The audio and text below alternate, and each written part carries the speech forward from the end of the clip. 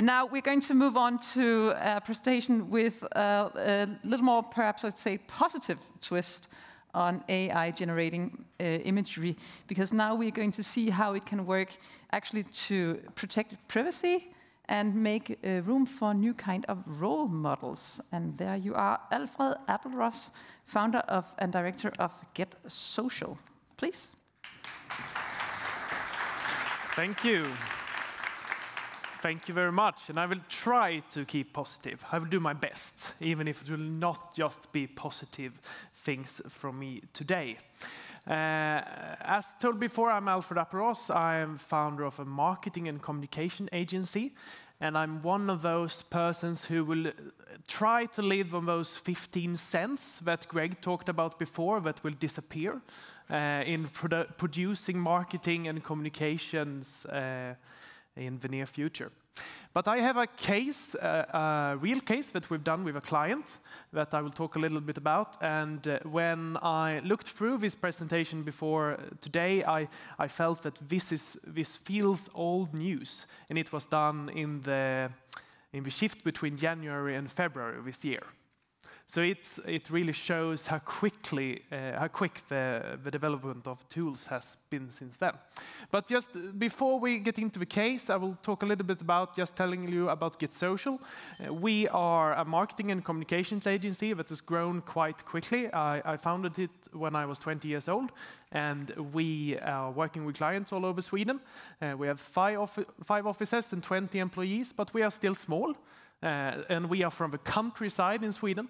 We have a head office in a small little village that has 13,000 inhabitants. So this is really a countryside case. And we work with creative performance. That is our marketplace. We say that we do the perfect combination between communication and tech. And we do this for clients all branches and all types of businesses, all from banks and insurance companies to business companies. And the one we will talk about today, Sweden Rock Festival. Maybe some of you have been there even. It's quite a famous festival, and they are this year celebrating 30 years of rock and roll. This is just outside my little home village in a big field out of nowhere where people gather and listen to rock. And the client couldn't be here today, but they asked me to tell you a little bit about Sweden Rock and also give you a little bit of a rock and roll feeling in between here of all the presentations. So we will look at a little movie clip from last year's festival.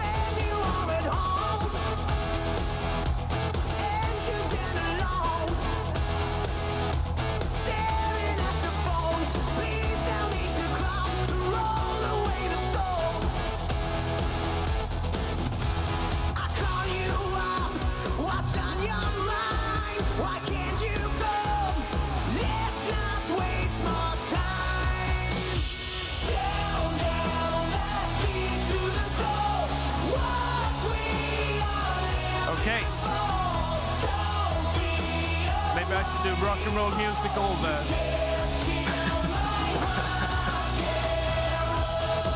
What an ending on the music. Wonderful. Great. So a little bit of rock and roll feeling. They do this in 5 stages during 4 days. In a field with 100,000 square meters festival area. It was the 29th festival and the 30th festival this year. They sell about 210,000 liters beer, that is important to know, and they gather 60 nations of rockers. And total day visits are 146,000. So it's quite a big festival and quite a big company. And this year they have Mötley Crüe, Deep Purple and Iron Maiden, for example, on this field out of nowhere in the countryside in Sweden. But what did we talk about and what did we market in this case then? We market something called Sweden Rock Colo. And Sweden Rock Colo is a project from Sweden Rock to get more young girls into rock and roll. Because Sweden Rock's main issue is not getting visitors to the festival. It's not getting them to pay a lot of money and buy a lot of beer. The problem is that in a near future, they don't have any bands left. They are dying. And there are not many women in these bands. So therefore, they want to do something to get more young women into rock and roll. So they do a colo, a camp. They come to this area a week before the festival and work with music teachers and rock and roll stars to get their music career going. And we wanted to get applicants for this camp. And therefore, we also had a privacy and an attention issue, of course, to get people to know that this camp is a possibility for them. When you market something like this, and the main target group is minor, underage girls, we are not very keen on using pictures from last year's camp. We don't want to broadcast pictures of underage girls all over Sweden and have them as poster girls for this. So that's what we were trying to focus on and solve with this campaign. So we created what, according to the newspaper Resumé that focus on the marketing and communication arena in Sweden, the first 100% completely 100% image-generated AI campaign. And this was, as you must remember now, in January, February. So the tech behind this is Midjourney 4. So now we can produce much more greater images. But what we got was images like this, and this, for example, and this. And this is, when you look at this, it feels like old news, but in that time it was actually quite challenging to get faces, to get the teeth right. If you worked with Midjourney 4, you know that the teeth was really problematic, for example, as we had in this image. So we did the images with that. When we look at what we could find, it was not such a complicated campaign. We made the images, we advertised it on social media and other places with these images as the basis for the communication. We got quite a lot of attention. When you look at the organic SoMe posts, if we compare to the average in the SoMe posts that Sweden Rock publish, and they have quite an engaged audience, we got a lot of higher reach. We also got really good engagement rates, and we got the double of the applicants compared to last year.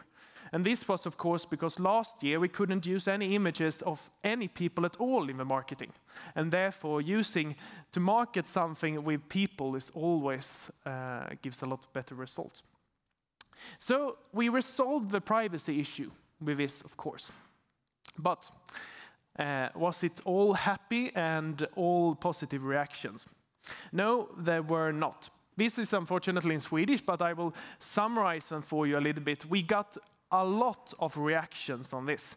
So, for example, I will read a little bit and translate a little bit about the comments, but this is someone saying, deeply tragical. We're doing rock marketing for Colo with AI-generated dolls. We got people saying that, oh no, this was not a good choice. Cool, but really fucking creepy with these soulless eyes. Wonder how long you will be able to be a photographer anymore. And nice, but rock and hard rock and metal is a feeling. This is not real. So when you summarize the reactions and the comments on this, people, of course, said it was cool AI work, and we told them that it was AI work in all the ads. And they wondered, how did we do it? And it, of course, in that stage when no one was really doing AI-generated marketing in Sweden, we, of course, got a lot of attention.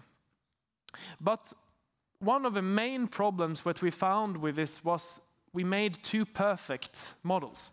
It was really, really hard to get diversity when working with these AI models to make the imagery. So that was an issue that nowadays it's better with the new tech, but it will be, of course, always a problem with making images with AI. And as well, as people commented, rock shouldn't be fake. They wanted the real deal, the real feeling. And that was, of course, a negative impact of this. And people saying that it was scary. People got scared. Is that good? Is that good for the communications in that case? And people also thought it was a great way of handling privacy. So we had a really divided audience, people saying that it was wonderful and people saying that it was bad. But if we looked at the goals for the campaign, we of course got good results. So if we look at the findings that we on my agency take with us from this, is, as also Greg talked about, all work starts and ends with the humans. It must be that we give the great prompt. We must also look at what we get from these models and from the tech, and be the one checking, be the one telling and choosing from the models. We know that diversity is more difficult with AI. We probably will never be able to make as diverse content as we would have with real people. And of course, now in my agency, with my 20 employees, almost every project uses AI now. And that is a change from our first little experiment project in January, February to now. I was sitting here before in the backstage area writing a proposal for a client, and I was using GPT-4. I'm using GPT-4 for everything I write. All my designers are starting in Midjourney or Stable Diffusion for everything they do. And it's like being a farmer and being handed a tractor. And we cannot wait, we cannot say that we won't use that tractor. Everything will go so much faster. But of course, if you use the AI models to generate, you will get this quite good work. You will not get the diversity. You will not get the perfect strategic marketing results. You will get the medium version of generating things with AI. Okay, thank you very much.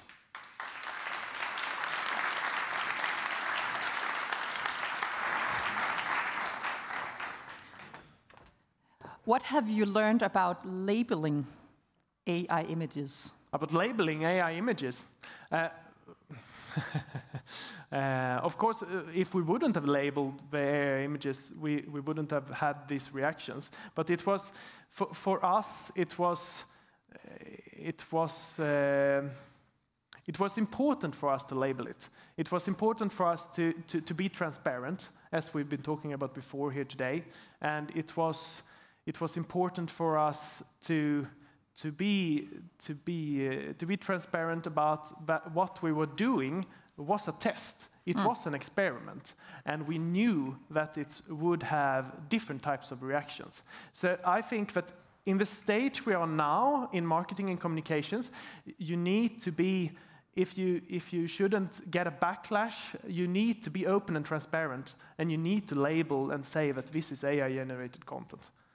But some of the reactions you get here is also because it's new and shiny, and they haven't seen it. And in today, tomorrow, in 3 months, it'll be all over. Yeah. So how would you do it next time? Would you put it in big red letters in the bottom, or how do you label it? No. Now I don't think this wouldn't have been possible today.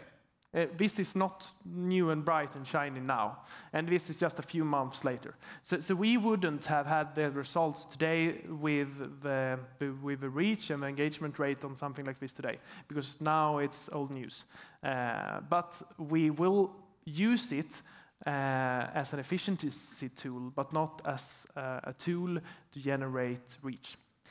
So with your knowledge, but also being a media consumer yourself, yeah, what would be your expectations of generative AI for images in media? In media, yeah, my expectations is connected to, I think that the brands in media that focus on trust should be really careful about the using of these types of things, and definitely work with labeling. I trust them to be transparent and to be clear about what they're doing. That is like the biggest parameter of my trust for the brands. So that is my expectations, is for them to be transparent and telling me what they're doing. So they can use it as well? They can use it, of course, but they need to be transparent. They need to tell what I'm looking at. Thank you for your presentation. Thank you very much.